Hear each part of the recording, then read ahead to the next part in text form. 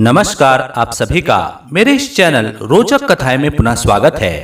आज मैं आपको करवा चौथ की एक पौराणिक व्रत कथा बताने जा रहा हूं। कथा शुरू करने से पहले यदि आप मेरे चैनल पे नए हैं तो मेरे चैनल को सब्सक्राइब कीजिए और बेल आइकन दबाना ना भूलिएगा। तो देर नहीं करते शुरू करते हैं आज की कथा। बहुत समय पहले की बात है। एक साहूकार के 7 बेटे और उनकी एक बहन करवा थी। सभी सातों भाई अपनी बहन से बहुत प्यार करते थे, यहां तक कि वे पहले उसे खाना खिलाते और बाद में स्वयं खाते थे। एक बार उनकी बहन ससुराल से मायके आई हुई थी। शाम को भाई जब अपना व्यापार व्यवसाय बंद कर घर आए तो देखा उनकी बहन बहुत व्याकुल थी। सभी भाई खाना खाने बैठे और अपनी बहन से भी खाने का आग्रह करने लगे, लेकिन बहन ने बताया कि उसका आज करवा चौथ का निर्जल व्रत है और वह खाना सिर्फ चंद्रमा को देखकर उसे अर्घ्य देकर ही खा सकती है। चूंकि चंद्रमा अभी तक नहीं निकला है, इसलिए वह भूख प्यास से व्याकुल हो उठी है। सबसे छोटे भाई को अपनी बहन की हालत देखी नहीं जाती और वह दूर पीपल के पेड़ पर एक दीपक जलाकर चलने की ओट में रख देता है।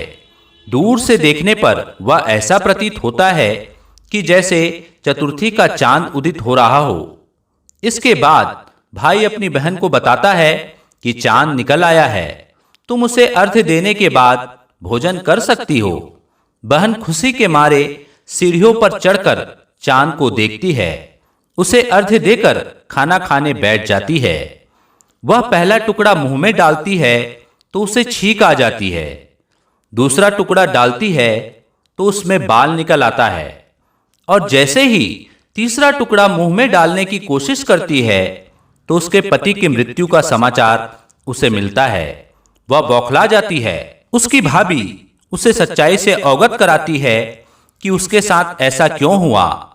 करवा चौथ का व्रत गलत तरीके से टूटने के कारण देवता उससे नाराज हो गए हैं और उन्होंने ऐसा किया है। सच्चाई जानने के बाद करवा निश्चय करती है कि वह अपने पति का अंतिम संस्कार नहीं होने देगी और अपने सतीत्व से उन्हें पुनर्जीवन दिलाकर रहेगी। वह पूरे 1 साल तक अपने पति के शव के पास बैठी रहती है, उसकी देखभाल करती है। उसके ऊपर उगने वाली सुई नुमा घास को वह एकत्रित करती जाती है। 1 साल बाद फिर करवा चौथ का दिन आता है। उसकी सभी भाभियां करवा चौथ का व्रत रखती हैं। जब भाभियां उससे आशीर्वाद देने आती हैं तो वह प्रत्येक भाभी से यम सुई ले लो, पिय सुई दे दो, मुझे भी अपनी जैसी सुहागिन बना दो, ऐसा आग्रह करती है।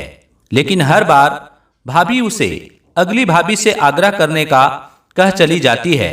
इस प्रकार जब 6ठे नंबर की भाभी आती है तो करवा उससे भी यही बात दोहराती है।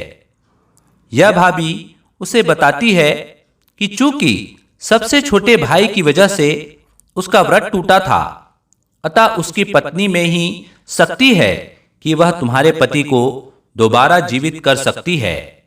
इसलिए जब वह आए तो तुम उसे पकड़ लेना और जब तक वह तुम्हारे पति को जिंदा ना कर दे उसे नहीं छोड़ना। ऐसा कहकर वह चली जाती है। सबसे अंत में छोटी भाभी आती है। करवा उनसे भी सुहागिन बनने का आग्रह करती है, लेकिन वह टाल मटोली करने लगती है। उसे देखकर करवा उन्हें जोर से पकड़ लेती है और अपने सुहाग को जिंदा करने के लिए कहती है। भाभी उससे छुड़ाने के लिए नोचती है, खसोटती है, लेकिन करवा नहीं छोड़ती है। अंत में उसकी तपस्या को देखकर भाभी पसीज जाती है और अपनी छोटी अंगुली को चीरकर उसमें से अमृत उसके पति के मुंह में डाल देती है। करवा का पति तुरंत श्री गणेश कहता हुआ उठ बैठता है। इस प्रकार प्रभु कृपा से उसकी छोटी भाभी के माध्यम से करवा को अपना सुहाग वापस मिल जाता है। हे श्री गणेश, माँ गौरी, जिस प्रकार करवा को चीर सुहागन का वरदान आपसे मिला है, वैसा ही सब सुहागिनों को मिले। तो बोलिए करवा माता की जय। तो यह थी आज की करवा चौथ की व्रत कथा।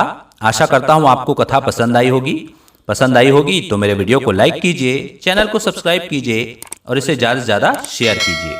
धन्यवाद।